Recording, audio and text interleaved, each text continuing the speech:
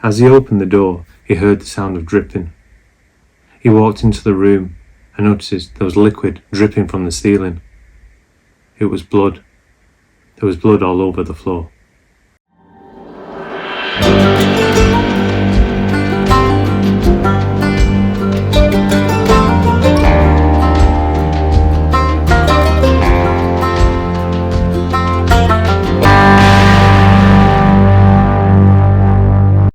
On April the 1st, 1944, the 436-foot cargo ship, the Pacific Shipper, docked in Salford, which is an area of Greater Manchester, and things were just going to go downhill from there. It was 9:30 p.m. on the 8th of April 1944. Bernard Estill, who was the third officer aboard the ship, was walking the corridors, making his way to the bridge to turn off a light he knew had been left on. As he was making his way, Estill had been taken back by a putrid smell.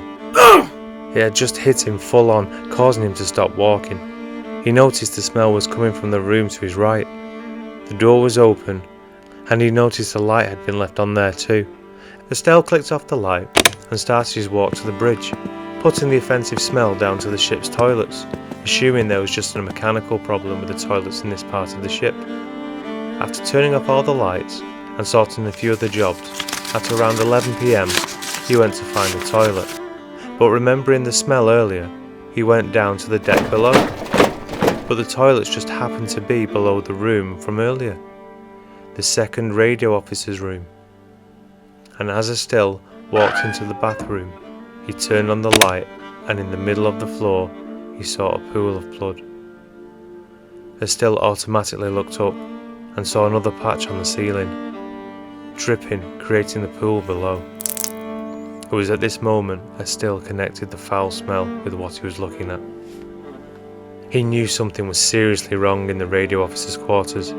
Estill raced to the chief officer to inform him what had happened and to acquire the keys to the radio officer's room. When they opened the door, the air was foul and it hit them hard. Estill recoiled when his eyes found the body of the Canadian-born radio officer, a 48-year-old James William Percy.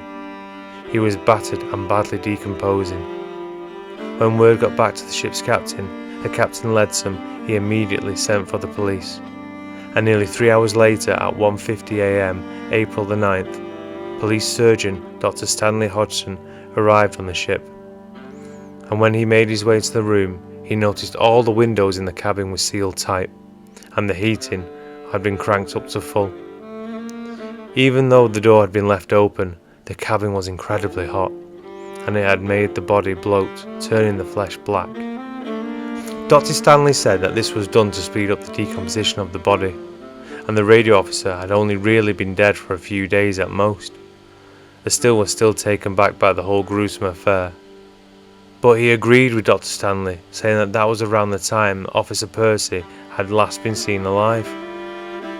Estill and the doctor informed the captain in detail of what had happened and what was so far uncovered. Captain Leadsom asked Estill to take control of the matter and aid the police investigation in any way he could.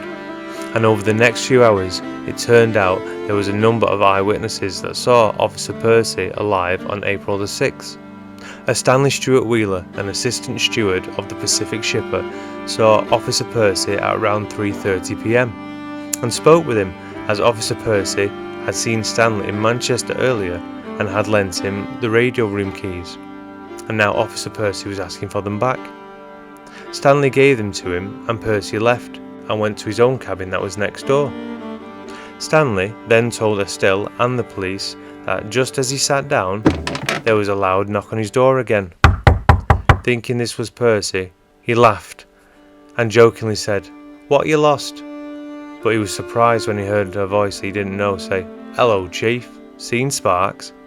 Sparks was a nickname for Percy, Stanley told them as he directed the stranger next door to Percy's cabin. Stanley said he thought this was odd, but just as he was closing the door, Percy and the stranger came back over to Stanley. They asked Stanley for any beer he might have, and he handed them 6 bottles. As they left to go back next door, they invited Stanley to come and drink with them, but he refused, saying he would join them later on. He heard their footsteps trail away and Percy's door shut. But Stanley said when he went round about 4:45, the room was locked and silent, and there was no answer to his knocking. I still asked Stanley to describe the stranger. He was tall, young, and was dressed in a chief steward's uniform from the Merchant Navy. Still and the police thanked Stanley for his time and interviewed the next witness, a Mr. Evans, who saw Officer Percy at around 4 p.m. walking the stairs to the officers' quarters with an unknown man who was dressed in the uniform of a chief steward of the Merchant Navy. This was giving the police a large amount of information, as now they had a possible time of death, 4 p.m. till 4:45, on Thursday the 6th of April, and they also had a suspect, the unknown man in the Merchant Navy uniform. All they needed now was a motive, and the police got that from the captain. It turned out Percy had just come into a large amount of money. He was paid on the 3rd of April in Liverpool with a number of other seamen, as reimbursement, which was now missing from his cabin too. The reimbursement was down to the war, as it was 1944 and the Second World War was in full swing, and Percy had lost all his possessions on the last ship that was sunk by a torpedo. And at this time, seamen would be reimbursed financially for their losses. So the police found, including his back pay he was due, the losses Percy sailed away from Liverpool with was £88 in his pocket, in all new notes. On learning this information, the police, with the help of Liverpool office of the Bank of England on Castle Street, learnt the code numbers of what were on Percy's banknotes, as all banknotes are stamped in the UK. I mean, this wasn't going to tell them who the killer was, but it was another piece of the puzzle. On the 9th of April, the police had tracked down Mary Gibbons at her home in Salford, 5 Harold Street. She told the officers when Percy's ship had docked on the 1st of April she had lent him £1, and then they met again on the 4th of April at the Ship Hotel on Eccles New Road. He paid her back the £1 and also bought a supper at the local cafe before they left back to Mary's house and spent the night together. Mary then said the next day they spent together in pubs and cafes until Percy met a man called Stanley and gave him some keys, before Mary and Percy then went back to Mary's house on Harold Street, where Percy spent the night again. After slowly getting up a little worse for wear the next morning, Mary and Percy made their way through a few more pubs before coming back to the Ship Hotel, where Percy turned to her slightly drunk and informed her that he had run out of money, and he needed to return to the ship to get some more. Mary, enjoying the attention and the money being spent on her, happily let him go, and arranged to meet him later at the cafe at 3 p.m, but he never showed. The police thanked Mary for her time, but were now in a rush to get back to the station, as word had reached them that another witness had come forward.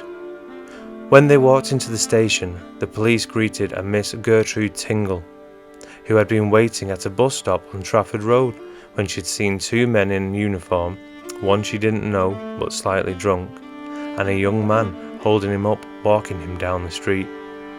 She recognised the young man and told the police they were looking for 26-year-old James Galbraith. They did checks on the young man and found he was employed at the Staffing Federation, who found work for seagoing men on cargo ships, with their offices based in Salford. The police raced to build on this new crucial lead they had just discovered. When they reached James's place of work and spoke to his boss, a Mr. Charles Edward Lofthouse, who said James was nowhere to be found, which was odd, as he had been in a financial mess and had been begging for overtime and loans from his fellow workers. Stranger still, he hadn't been to collect his pay since the 7th of April.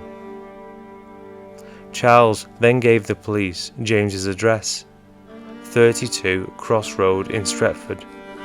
He wasn't there either, it was just his mother, who claimed she hadn't seen him in days, but there was a vast amount of receipts, so James was in the middle of a spending spree.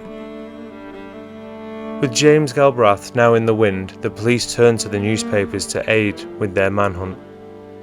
But it didn't last long, with James being apprehended still in Salford. and he was arrested by Detective Inspector Robert Charles Trevor Settle. And he was taken to the town hall where he was questioned, and on the 12th of April was charged with the murder of James Percy. It was the 25th of April when witnesses were called to give evidence, and it took over 2 days as 42 eyewitnesses had been called to testify against James. On May the 9th, 1944, the court heard about Mr. Bernard Estelle finding the light on and the smell, and later blood dripping from the ceiling in the room below, leading him to find the body. It was also revealed to the court the murder weapon that had been used was a blood-stained axe hidden under a mattress. The back of the axe was covered in flecks of white paint, where it constantly struck the ceiling in a frenzied attack. The post-mortem concluded that Percy was almost totally unrecognisable due to the advanced stage of decomposition and the damage dealt by the axe. His skull was so splintered and his brain so damaged, it was impossible for the coroner to say what was the killing blow.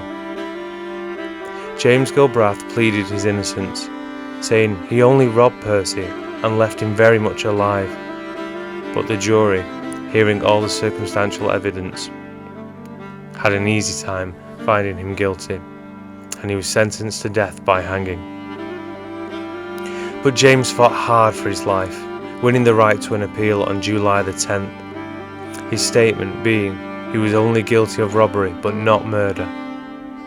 But the court found this hard to believe, as Percy was robbed by one man and then murdered by another on the same day in the same place. James lost the appeal. He then petitioned to the Attorney General and the House of Lords, but to no avail. And with this, James's last hope was gone. So on the 26th of July, 1944, on a bright Wednesday morning, a dozen people crowded round the gates of Strangeways Prison. 26-year-old James Gilbrath made his way up the gallows, still pleading his innocence, and was hanged. There are still some that believe James was just a chancer, and saw the money in the drunk man's room and robbed him. And they even go as far to say it was Estelle who murdered Percy, and used the fact there was an unknown man moving around the ship and used him as cover. But this is something we're never going to know.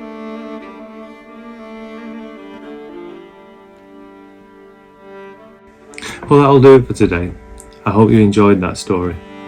Let me know your thoughts in the comments. I thought it was a bit strange that it still says the door was open and he turned off the lights, then later on he had to get a key to access the room. That's just my thoughts. If you're new here, don't forget to like and subscribe, and I'll see you next time. Take care.